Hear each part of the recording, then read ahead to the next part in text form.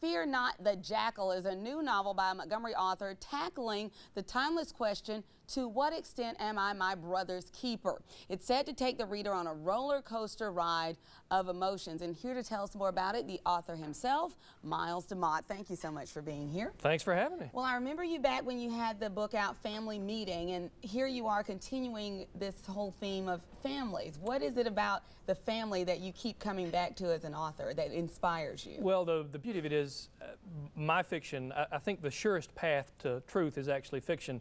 So I write about the human experience.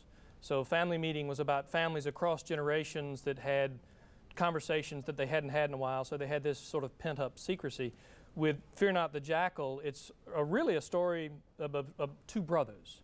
One is on a vocational sort of high. He's doing wonderful things in the real estate development world, and is assigned to a team that's doing a great project that's supposed to design an idealized version of the divine. And then at the same time, his brother, Thibodeau, just drags him down to the lower depths of things that you can't imagine that humans would experience, but they do. And it's supposed to see this juxtaposition between the good and the evil, and the reader follows these whole things, and it's just a fun read. Why do you want to take people on such an emotional roller coaster? Well, I think it's kind of like Disney doesn't make movies about good things. I mean, with every Disney movie, there's a dysfunctional family. There's Bambi, whose parent is lost, or it's a single-family home, or the tension is there, and that's what we learn from. As we examine the human experience with these books, that's where we learn, and that's why the surest path to truth is actually fiction. We learn more from reading the stories, and we think to ourselves, how does this work?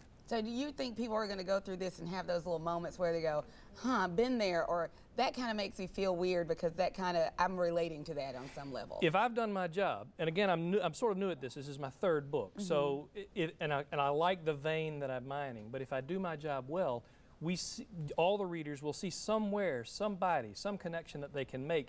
And yes, my hope is that in the back of their mind they're going, well, that's an interesting way to respond to this situation or to do that, or if nothing else, my family's not that crazy, because there's some crazy people in this one. So that's kind of the fun thing to do. Yeah, so do you draw from your own experience, or is this total fiction for you? It's total fiction, but you know, a photographer, my bride is a wonderful photographer, and she takes pictures of reality, but we draw from that and we see images that we may not see. Art is an imitation of life, but in my particular fiction, it's not a pure representation of life.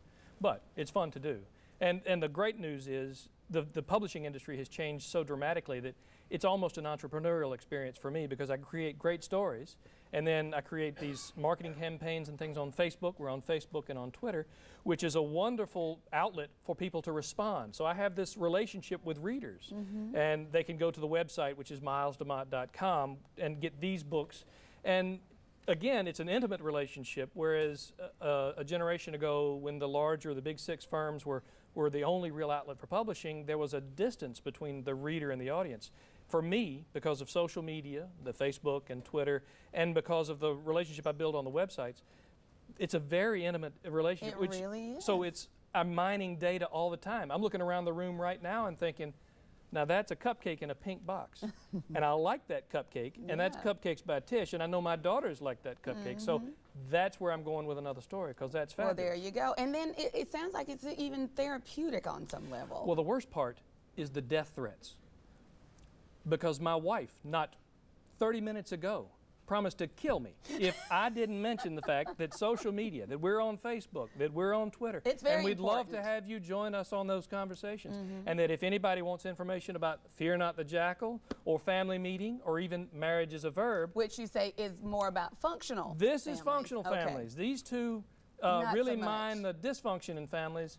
Marriage is a Verb is a great gift item for people who want to promote functional marriage in themselves or for others, because it really is a simple book that looks at 10 concepts, very easy to execute in every marriage. Well, thank you so much for being here and sharing your gift with us, and happy Always holidays to you, okay? Same to you. We'll see you next time. All right, you're watching Alabama Live. Christmas cupcakes when we come back. Stay with us. You're watching Alabama Live.